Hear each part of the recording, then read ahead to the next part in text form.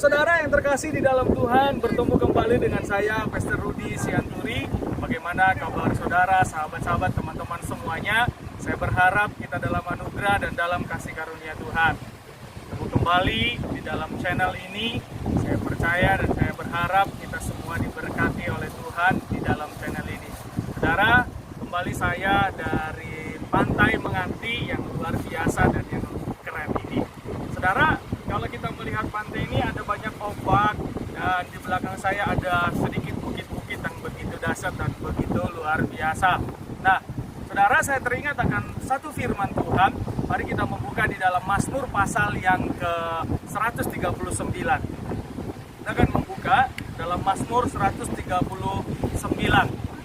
Mazmur 139 ayat yang pertama berkata demikian. Doa di hadapan Allah yang Maha Tahu untuk pemimpin biduan Mazmur Daud. Tuhan, Engkau menyelidiki dan mengenal aku. Engkau mengetahui kalau aku duduk atau berdiri. Engkau mengerti pikiranku dari jauh. Engkau memeriksa aku kalau aku berjalan dan berbaring. Segala jalanku Kau maklumi, sebab sebelum lidahku mengeluarkan perkataan. Sesungguhnya semuanya telah Kau ketahui, ya Tuhan. Dari belakang, dari depan Engkau mengurung aku. Dan Engkau menaruh tanganmu ke atasku. Terlalu ajaib bagiku pengetahuan itu. Terlalu tinggi, tidak sanggup aku mencapainya. Kemana aku dapat pergi menjauhi rohmu? Kemana aku dapat lari dari hadapanmu? Jika aku mendaki ke langit, Engkau di sana. Jika aku menaruh tempat tidurku di dunia orang mati, di situ pun Engkau. Jika aku terbang dengan sayap fajar dan membuat kediaman di ujung laut, juga di sana tanganmu akan menuntun aku, dan tangan kananmu memegang aku.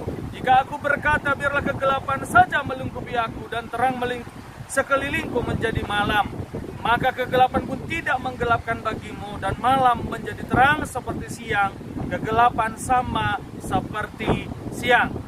Saudara yang terkasih di dalam Tuhan, firman Tuhan yang baru kita baca ini, firman Tuhan yang baru saya baca buat kita semuanya, itu menyatakan bahwa sebenarnya kita ini ada dalam pandangan Tuhan, kita ini dalam naungan Tuhan, kita ini dalam genggaman Tuhan.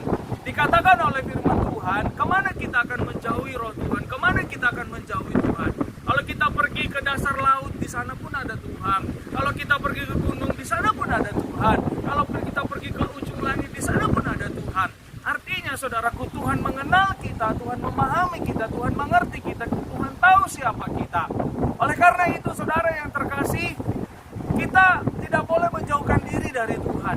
Siapa yang paling mengerti tentang kehidupan kita sesungguhnya? Yang paling mengerti kehidupan kita sesungguhnya adalah Tuhan.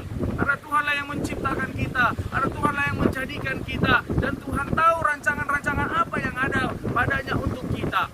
Oleh karena itu saudaraku, dikatakan firman Tuhan di ayat yang pertama, Tuhan, Engkau menyelidiki dan mengenal aku. Engkau mengetahui kalau aku duduk, kalau aku berdiri, kalau aku berbaring.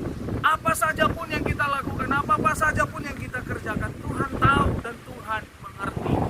Bahkan saudara, 1 jam ke depan, Tuhan yang tahu atas hidup kita. Kita nggak tahu akan apa yang terjadi 1 jam. Apalagi hari depan, masa depan kita. Tuhan yang paling tahu, Tuhan yang paling mengerti.